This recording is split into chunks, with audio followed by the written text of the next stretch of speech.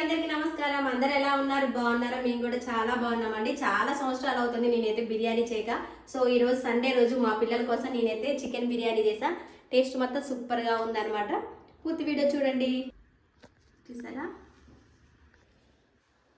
ఈ రోజు అయితే మా పిల్లల కోసం చికెన్ బిర్యానీ చేస్తున్నానండి. చాలా రోజులు అవుతుంది చికెన్ బిర్యానీ అయితే చేయక. ఒక హాఫ్ కిలో చికెన్ అయితే మంచిగా ఇలా మేమైతే ఆర్డర్ పెట్టుకున్నాము. చికెన్ అయితే వచ్చిందనమాట. మనకి బిర్యానీ పీసులు అంటే మంచిగా ఈ విధంగా అయితే కట్ చేసి ఇస్తారనమాట. సో ఈ విధంగా అయితే కట్ చేశారు. నీట్గా కడిగి పక్కనైతే పెట్టేసుకున్నానండి. ఇప్పుడు కావాల్సినవన్నీ వేద్దామండి. ఇప్పుడైతే దీంట్లో అల్లం వెల్లుల్లి పేస్ట్ ఒక 2 స్పూన్లు అండి.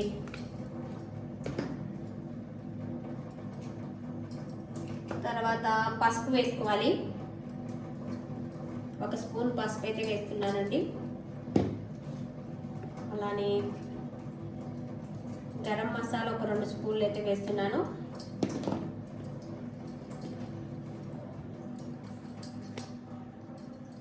ఒక 3 స్పూన్లు 4 స్పూన్లు అయితే కారం వేసానండి. అదే సాల్ట్ వేసానండి. సాల్ట్ వేసాను 4 స్పూన్లు. అలానే కారం వేస్తున్నానండి. ఇది కారం లేని కారమే. ఓ 4 స్పూన్లు కారం వేసాను. 4 స్పూన్లు ఉప్పు అయితే వేసాను. అలానే నిమ్మరసం అండి. ఒక పెద్ద సైజు నిమ్మకాయ తీసుకొని నిమ్మరసాన్ని అయితే ఇలా పిండుకో. కారం వేసానండి. అలానే పెరుగు, పుల్లడి పెరుగు ఒక 1/2 కప్ అయితే వేసుకోండి. నేను కప్పుతో కొలిసి వేస్తున్నాను. ఇది నేను తోడేసిన పెరుగు ఫుల్ కప్ వేసానులేండి. పుల్లడి పెరుగు అయితేనే మనకి బిర్యానీ చాలా టేస్ట్గా చాలా బాగుంటుంది. అలానే పచ్చిమిర్చి కూడా పొడుగ్గా కట్ చేసి వేసా. కొంచెం కొత్తిమీర, పుదీనా కూడా వేస్తున్నానండి. ఏదో ఫ్రిడ్జ్లో ఆనియన్స్ ఉంటాయి వేయించినవి. మేము ఒక హాఫ్ కిలో ఆనియన్స్ని పొడుగ్గా కట్ చేసి మంచిగా ఆయిల్లో వేయించేసి డబ్బాలో పెట్టేసుకున్నామండి. 1 మంత్ అయినా సరే మనకి ఆనియన్స్ అనేవి కరకరలాడుతూ క్రిస్పీగా చాలా బాగా వస్తాయి అన్నమాట. ఎప్పుడంటే అప్పుడు మనం చేసుకోవడానికి ఈజీగా ఉంటుంది. ఇలా ఫ్రైడ్ ఆనియన్స్ వేయించి పెట్టేసుకున్నాము.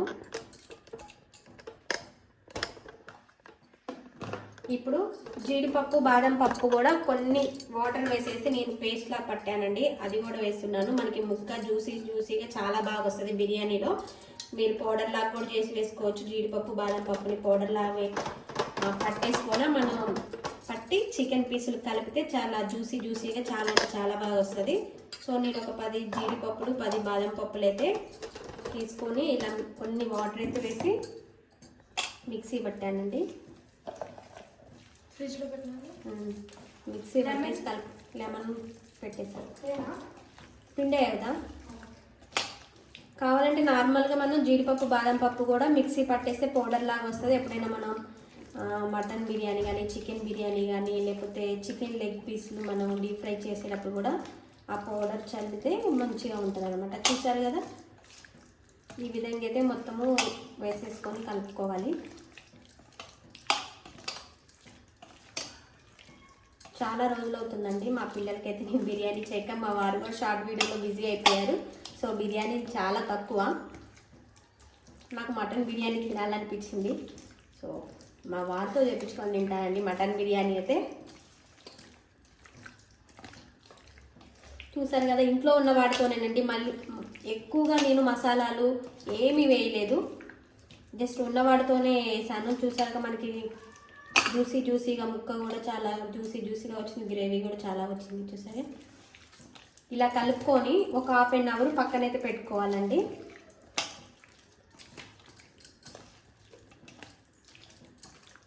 ఈ మసాలాలన్నీ ఉప్పు, కారం ఇవన్నీ వేసినవన్నీ ముక్కకు బాగా పట్టి అప్పుడు మనకి బిర్యానీలో ఈ ముక్క అనేది చాలా టేస్ట్గా చాలా బాగుంటుంది.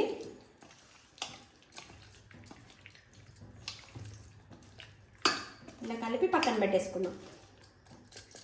మూత పెట్టుకొని పక్కన పెట్టుకున్నాం.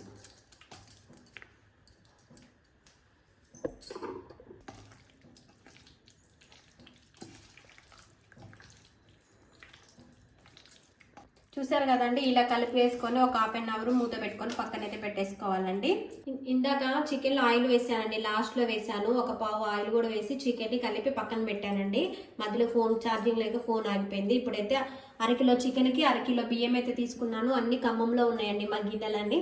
సో నేనైతే ఈ గిన్నెలో వండుతున్నాను. అరకిలో రైస్ అయితే తీసుకొని కడిగాను. బాస్మతి రైస్ కూడా ఒక హాఫ్ అన్ అవర్ అయితే నానబెట్టాను అనమాట.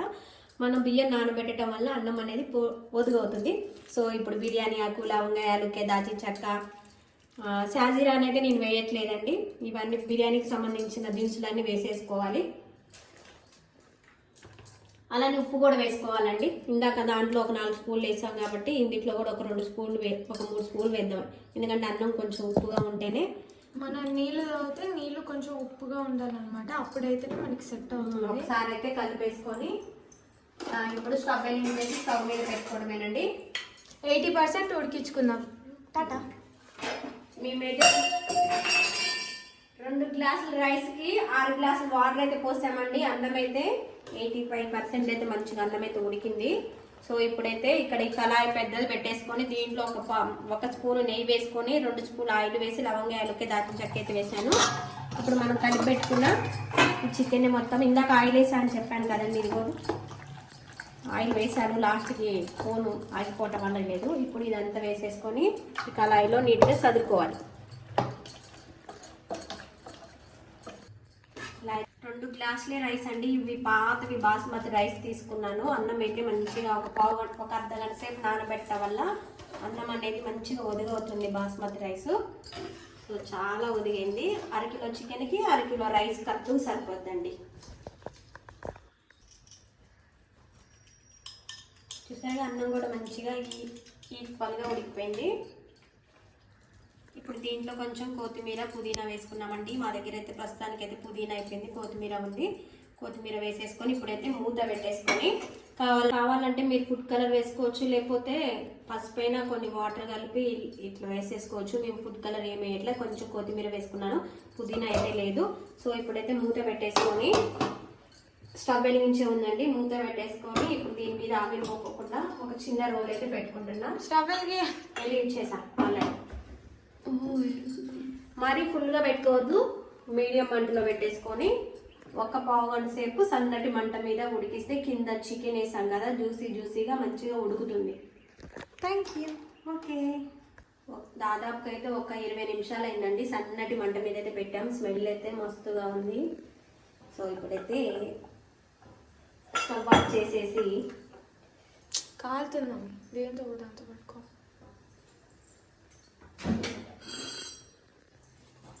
చిన్న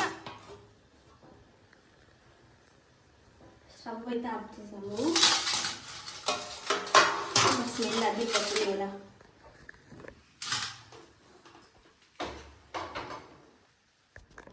ఇప్పుడైతే ఒకసారి గంటతో చూద్దామండి. ఇటాను వీడియో చూద్దాం. యోధాకెళ్ళి జ్యూసీగా లెగ్ పీసే వచ్చింది. తీయంగలోనే చూడండి, మనకి గ్రేవీ కూడా చాలా చాలా బాగుంది. గుంజుకుంటుంది ఒక 2 మినిట్స్ బంద్ చేసిన తర్వాత. చాలా అంటే చాలా బాగా వచ్చేసింది. పెట్టిస్తున్నానండి, వేడి ఉంది. అన్నానికి చాలా ఇష్టం చికెన్ బిర్యానీ. కాలుతుంది. ఆనియన్స్ అలానే ఉడకబెట్టానండి, ఎగ్స్ కూడా. లెమన్ యోదా మీకు కావాలా లెమన్? పీస్ కూడా మంచిగా ఉడికిపోయిందండి. చాలా అంటే చాలా బాగా వచ్చింది. అన్నం తిని టేస్ట్ ఎలా ఉంది చెప్పిద్దండి. పట్టుకో, స్పూన్ తీసుకున్నా.